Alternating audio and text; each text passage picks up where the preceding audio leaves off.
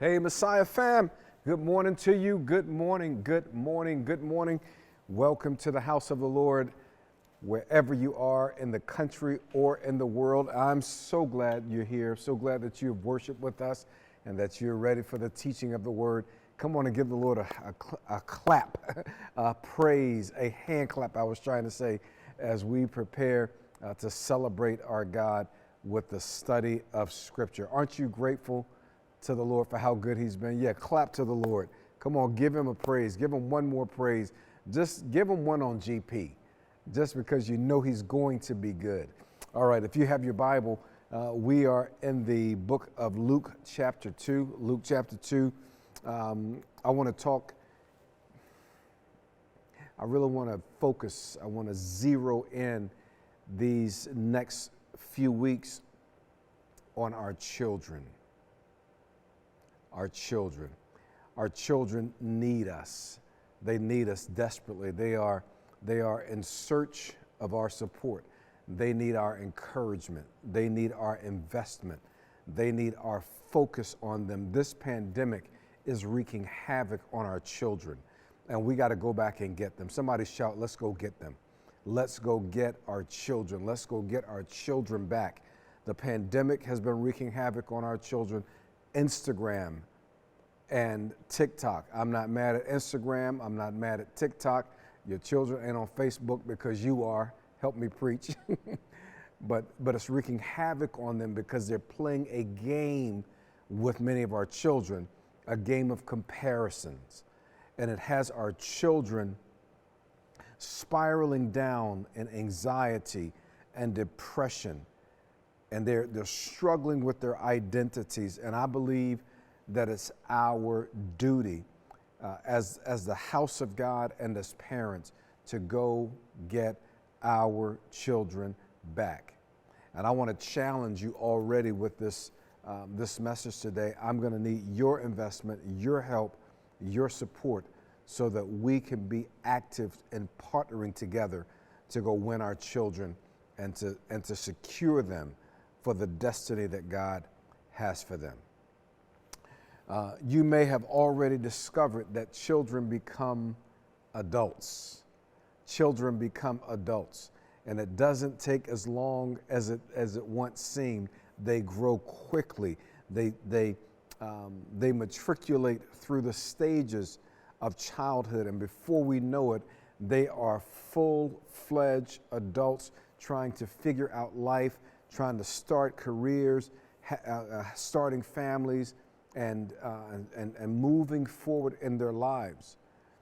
I thought about what children need before they become adults, because if they don't get what they need while they're children, when they become adults, guess what? They still need what they didn't get. This is in part, for some of you who are still parenting children who are at home. Let me give you some of what children need. Children need ARE. We might phrase it this way. They want to know, are you there for me? Are you there for me? ARE. They need our, how would I say this? They need our attention. They need to know that we're paying attention to them. They need to know that we see them. Are you following what I'm saying?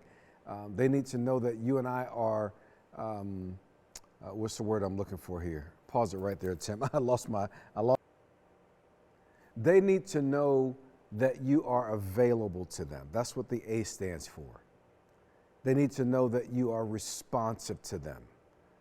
They need to know that you are engaged in their lives, engaged in their thought process, engaged in their interests, that you are available, responsive, and engaged. You said, Pastor, what does that have to do with parenting children? I just want to talk and teach for a moment.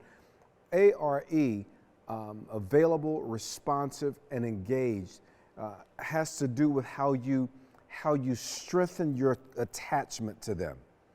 Children need, from the time, in fact, before they come out of the womb, they need parents who are available to them when they fall and skin their knees, when they're performing in their middle school play. They need to know that you're available to them.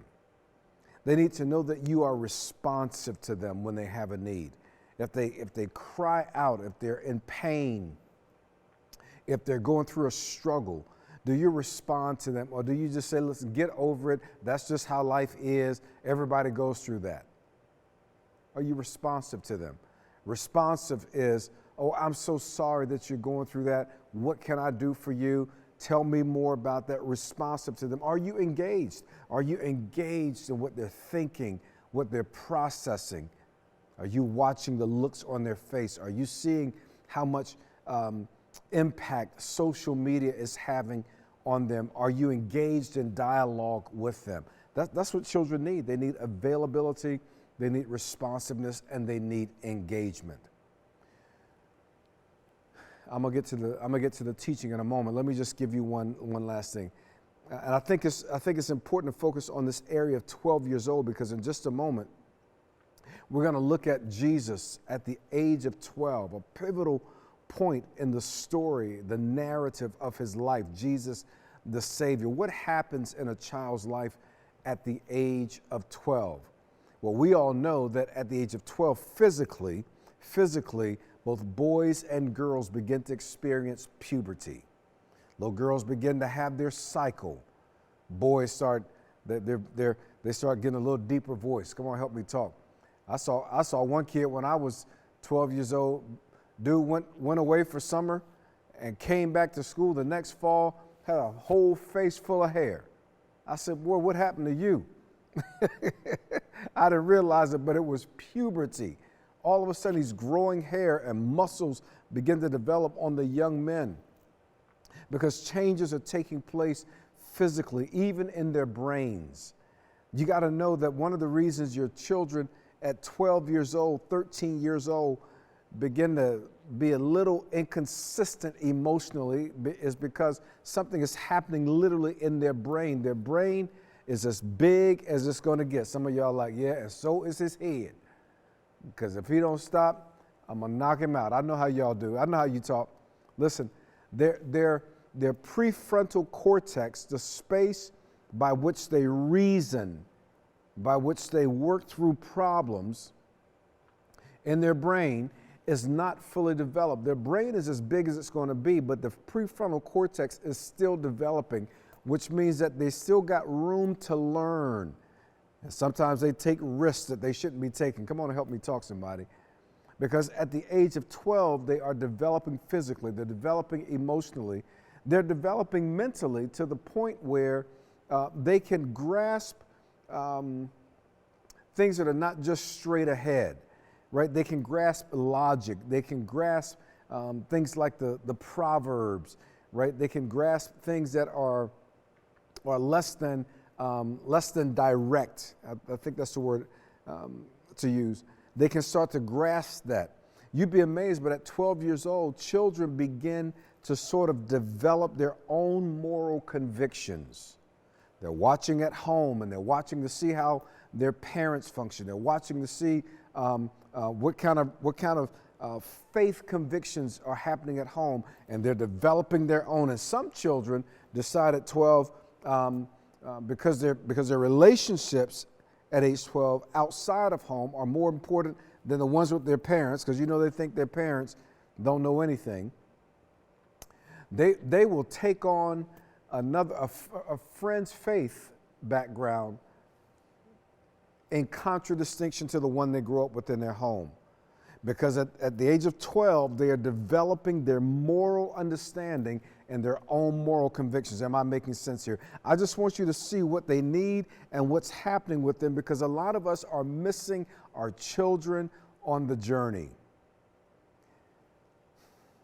Okay, so they need availability, they need responsiveness, they need engagement. I want to walk you through some principles in Luke chapter 2 that speak perhaps to a fuller picture of what it takes to train our children, what we need to be focused on in their lives. How do we win them? How do we develop them? How do we launch them? This is not an exclusive list, or an exhaustive list, I should say, but I believe there's some important principles in this text that will help us as a church and will help us as parents understand how to help launch our children to their destiny. Come with me to Luke chapter 2. We are reading in Luke 2 right about verse 41 down through 50. And let me just read, I'll read the first 5 or 6 verses. It says, every year Jesus' parents went to Jerusalem for the festival of the Passover. When he was 12 years old, somebody say he was 12 years old. They went up to the festival according to the custom. After the festival was over, while his parents were returning home, the boy Jesus stayed behind in Jerusalem, but they were unaware of it. Thinking he was in their company, they traveled on for a day. Then they began looking for him among their relatives and friends. When they did not find him, they went back to Jerusalem to look for him. After 3 days, they found him in the temple courts, sitting among the teachers, listening to them and asking them questions. Everyone who heard him was amazed at his understanding and his answers. When his parents saw him, they were astonished. His mother said to him, "Son, why have you treated us like this? Your father and I have had our anxiety triggered." They said, "Your father and I have been anxiously searching for you." "Why were you searching for me?" he asked. "Didn't you know I had to be in my father's house?" But they did not understand what he was saying to them. Then he went down to Nazareth with them and was obedient to them, but his mother treasured all these things in her heart. Hey, I want to share, 4 or 5, maybe 6 principles with you. We're going to go through these quickly, so get ready to write. We're not going to stay all day on this, but I want you to grasp this. The first thing that Mary and Joseph did for Jesus, here they are. Can you imagine the awesome responsibility to be parents of God in human flesh? Like more challenging than raising a child prodigy. Here they are raising the Son of God, and they are tasked with the responsibility of his training. That's the first thing I want you to get. They are training him. The Bible says every year Jesus' parents went to Jerusalem for the feast of the Passover, and when he was 12 years old, they went up to the festival according to the custom. Every year they were going to the feasts. They were required to go to 3 feasts a year. And Mary and Joseph trained their children that this is what we do when it's festival time. This is what we do when it's time to go to the house of the Lord. They were training him. Listen, because more training happens by way of what our children see than by what we say. I feel God right there. They were training him, and they trained him by their example because they prioritized going up to the house of God. What priorities do your children see you displaying? Did you know that you're training them? Listen, when you complain, you train. When you praise, you train. When you press your way, you train. Come on, help me talk. When you write the bills out, you're training. When you give a check to the house of the Lord, you're training them. How you function from day to day and the priorities that you and I have as parents is training our children. It's training. Our children, listen, somebody's going to train your child. I feel the Holy Spirit right there, right on that point. Somebody is going to train your child. It should be you. It should be you who's training your child in the way of God, who's training them by what you model. Listen, you don't have to be a biblical scholar. You don't have to be a preacher. You ain't got to be a superstar saint. All you got to do is be consistent before God. I feel the Holy Spirit right there. If you can just be consistent, you will train them in so many things that will bless them and benefit them for the rest of their lives. And Mary and Joseph trained their child. They modeled to him what it meant to keep God first in their lives. Text says that they went up to Jerusalem for the festival of the Passover. And when he was 12 years old, they went up to the festival according to the custom. Now, this is my sanctified imagination. This is my Holy Ghost imagination. But I imagine that not only did they train him by what they modeled, I imagine that they talked with him. That there was some talking going on. That there was some dialogue going on. In fact, I want to suggest that they had the talk with their son, Jesus. You said the talk, they had to talk with Jesus? I think they had to talk. I think they had to talk with him. I think they had to talk, son, you are 12 years old now. You see, in Jewish custom, even to this day, sons are bar mitzvahed at 13, daughters are bat mitzvahed at 12. This would be the time when they would become bar as a son, bat as a daughter, sons or daughters of the mitzvahs, of the laws of God, of the covenant of God. 613 laws. This would be the time they would have the talk with him. And that talk they would have with him would be to explain to him his responsibility in relationship to God. Woo, my God. Somebody shout, they were talking to him. They talked to him. They had to have a conversation with him. I don't think it was just one. I think it was along the way. But at 12, he knew enough going up to the Passover feast, the Passover celebration, to understand that this was a unique season of his life. I think we need to talk to our children. Not shout at them, not lecture them, but to have the talk. You know, like my children don't want to hear me talk. They don't want to listen to me. Have the talk anyway. Talk to them about their relationship with God and what it means to walk with him, what it looks like to serve him, what it's going to look like. Listen, we told our children, we're like, listen, we got a relationship with God. And you need to have your own relationship with God, because there's going to come a day when you're going to be challenged and you're going to see things and you're going to have to make decisions, and we can't walk for God for you. You got to walk with God on your own. Somebody shout, you got to have the talk. You got to have the talk. 12 years old was considered the stage in a Jewish child's life. Listen, when they were old enough to grasp God fully, when they were old enough to grasp their faith, they were old enough to make moral decisions. Listen, Mary had Jesus at the age of 13, which means that by this time she's just a young mom at the age of 25, but she had to train, and she and Joseph had to train, and they had to talk to their son about their faith. Are you talking to your children about their faith? Listen, when you bring your children online to Messiah or in person to Messiah, we're going to do all we can to surround them and encourage them and teach them the ways of God. But ultimately, you got to talk to your children about their faith.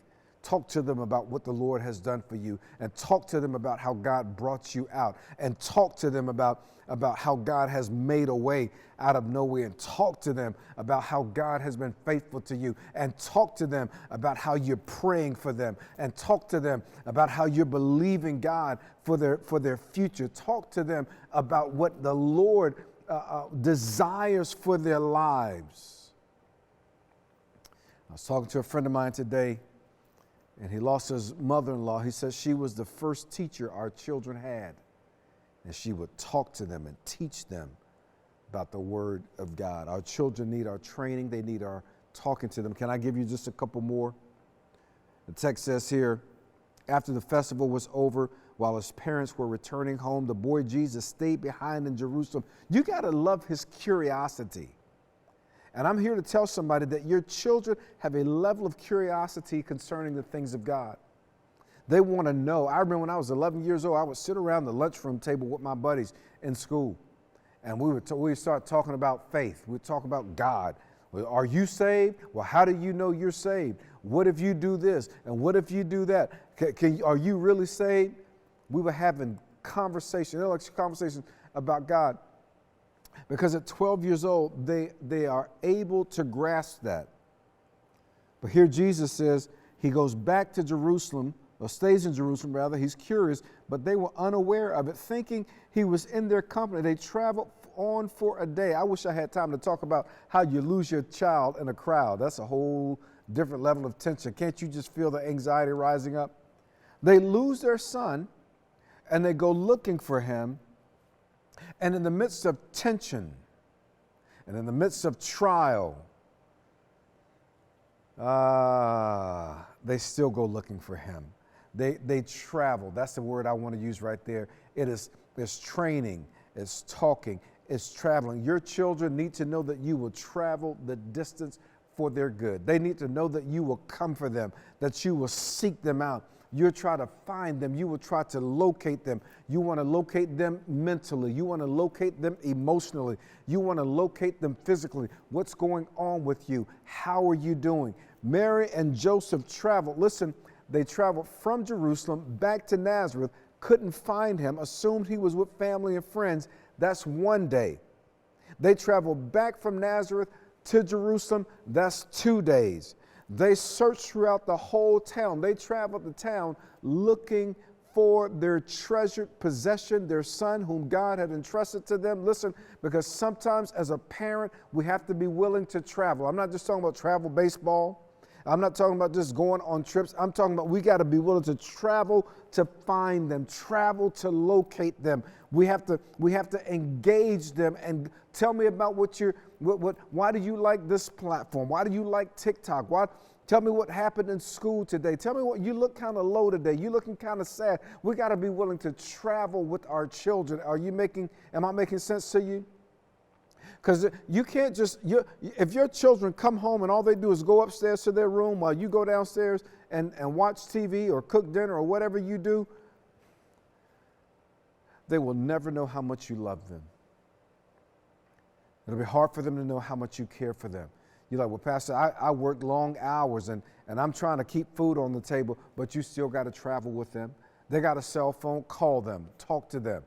They may not even be in your home. Travel to be with them, travel to talk with them, take them out on dates, spend time with them. Mary and Joseph traveled in the midst of tension and trials. Let me just say this, you can't give up on your children in the moment of tension and trials. Can you imagine the tension they were wearing and how ticked they must have been? Where is that boy?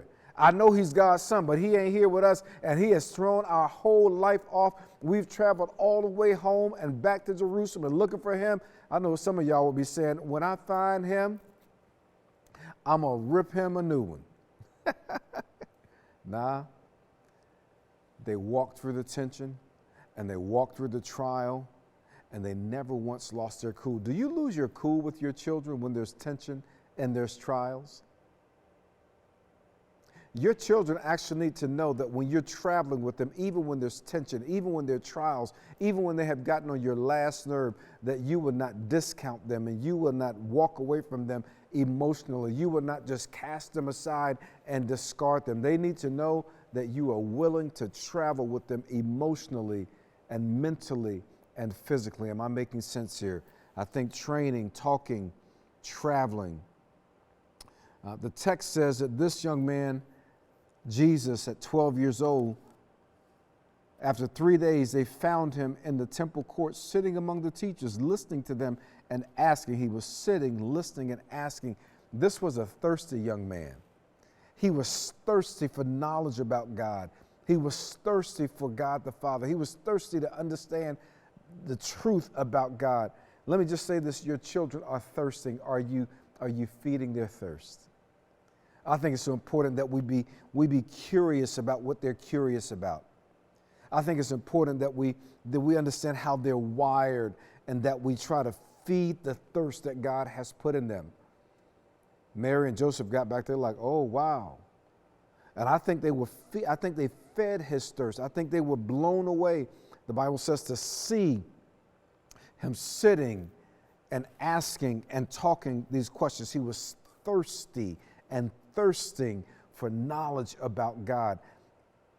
Are you feeding your children, by the way, in a way that satisfies their thirst about God? I'll never forget this. I was probably 11 years old, and I said, I wonder how old how old is God? That was a deep theological question. How old is God? That was the limit of my theological depth. I wonder, how old is God? And I'll never forget calling the Christian radio station in our community, and I got to speak with the bishop.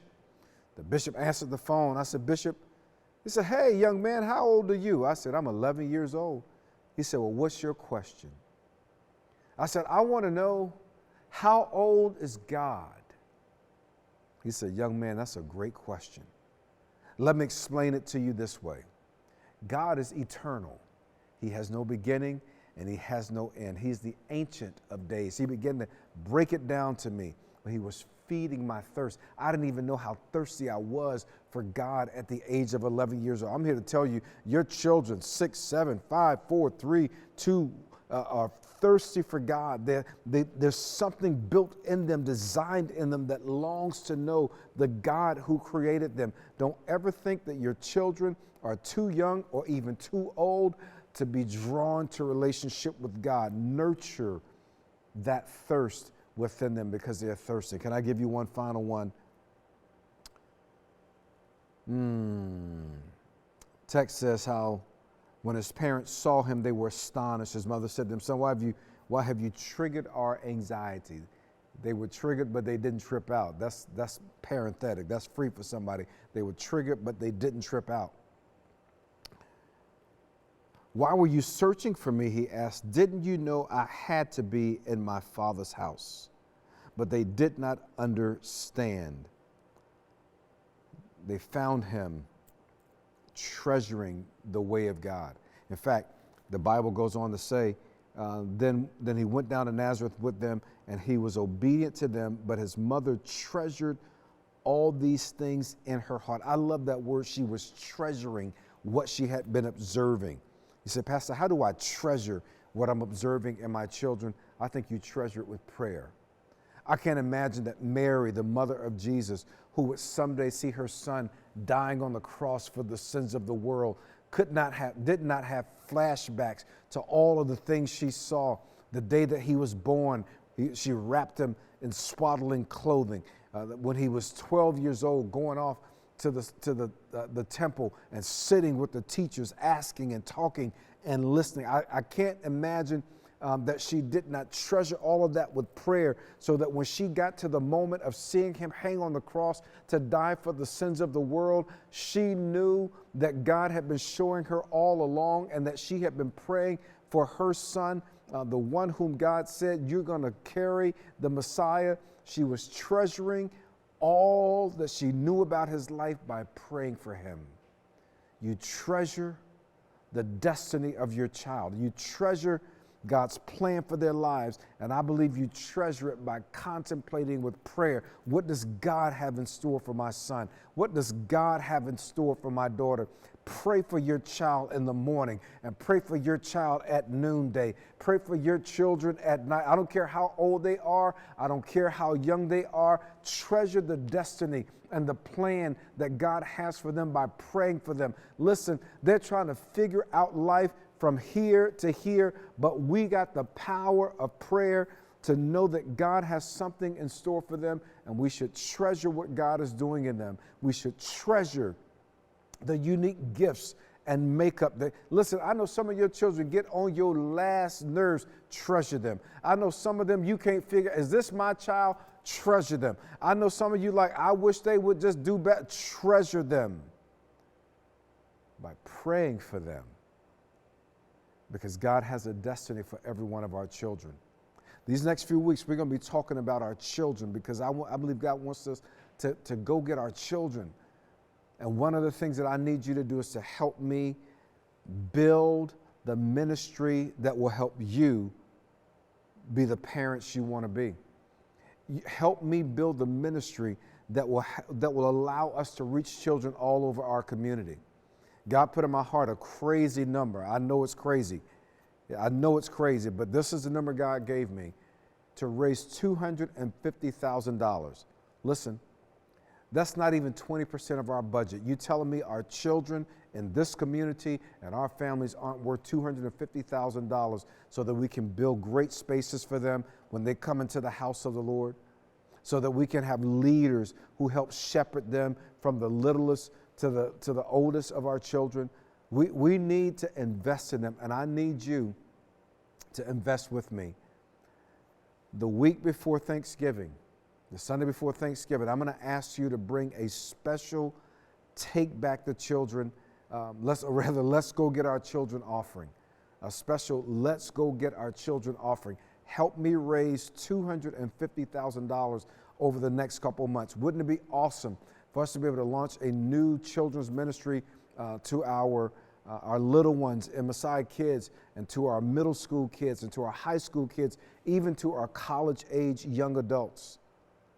We need to stand together because our children are battling so much, and we can do it together and see them reach the destiny that God has for their lives.